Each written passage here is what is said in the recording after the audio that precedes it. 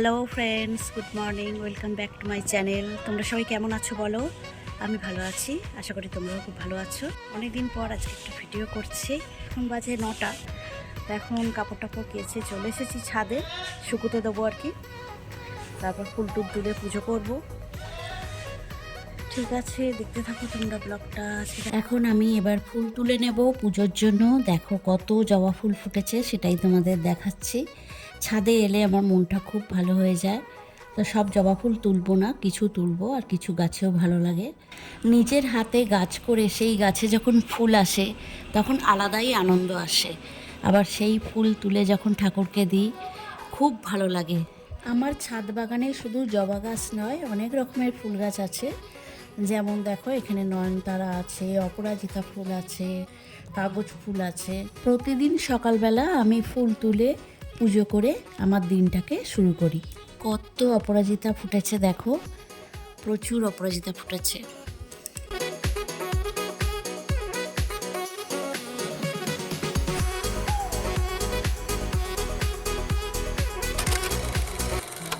আজ আমার গাছেও প্রচুর ফুল ফুটেছে, আর কিছু কেনা ফুলও আছে। দেখো সুন্দর করে ঠাকুরকে সাজিয়েছি। যেদিন অনেক ফুল থাকে সেদিন সুন্দর করে সাজিয়ে পুজো করতে খুব ভালো লাগে।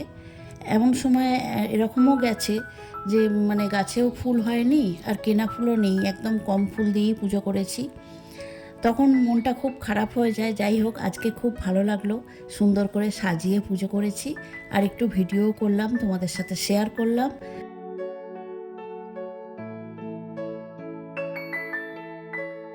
এখন আমার পুজো কমপ্লিট হয়ে গেছে। এখন এবার রান্নাঘরে যাব।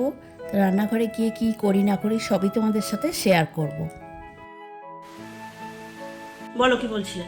আর বলছি যে আমি ছুটিতে আছি, একদিন একটু চাও করো না, ভালো লাগে। আচ্ছা, ঠিক আছে, তুমি ওয়েট করতে পারবে? হ্যাঁ 20 মিনিট লাগবে। ঠিক আছে, 20 আধ ঘন্টা যা লাগে লাগে।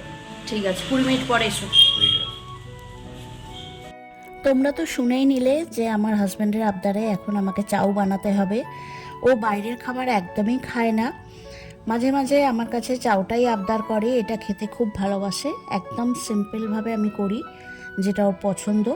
এখানে এখন আমি চাউটা গরম জলে অল্প নুন দিয়ে সিদ্ধ করে নিচ্ছি, আর অল্প করে ফুলকপি আর আলু কেটে রেখেছি।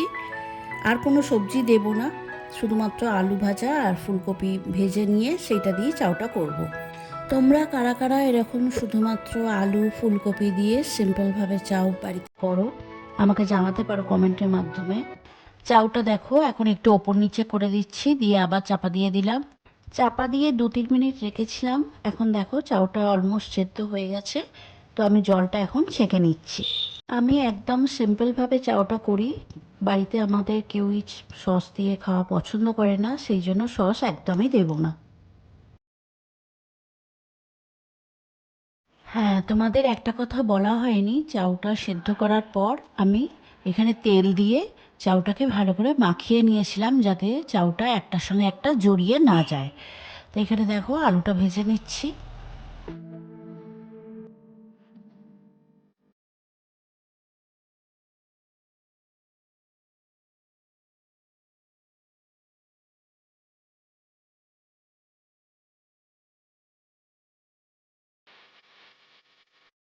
চাউটা দেখো কি সুন্দর ঝরঝরে আছে, একটার সঙ্গে একটা একদমই লেগে যাচ্ছে না। তো আলুটা প্রায় ভাজা হয়ে গেছে, এবার আমি ফুলকপিটা দিয়ে ভেজে নিচ্ছি।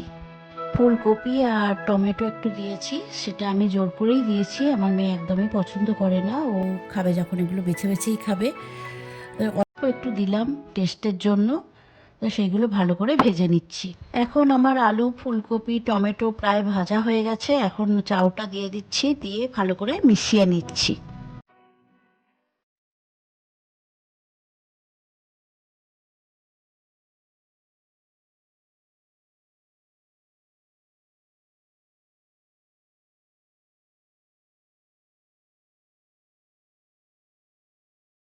চাউটাতে মশলা বলতে কিছুই দিইনি, শুধু লঙ্কা, লঙ্কা গুঁড়ো, হলুদ গুঁড়ো আর নুন আর অল্প চিনি দিয়ে চাউটা বানিয়েছি। তোমরা কে কে এরকম সিম্পল চাউ পছন্দ করো আমাকে কমেন্টে জানিও।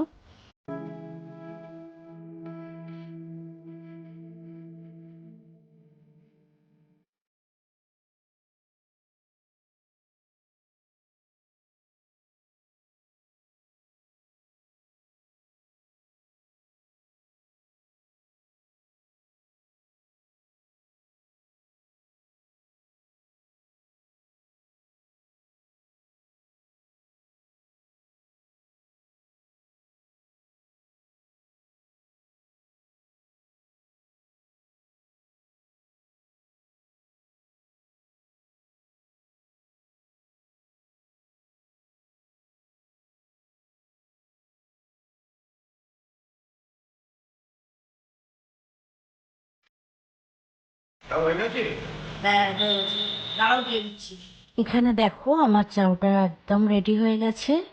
এবারে আমার হাজব্যান্ডকে সার্ভ করে দিচ্ছি। দেখো আমার খেয়ে কেমন হয়েছে। চাও ভালো লাগে। বাদাম দিইনি কিন্তু, বাদাম উপরে আছে, মিশিয়ে নেবে।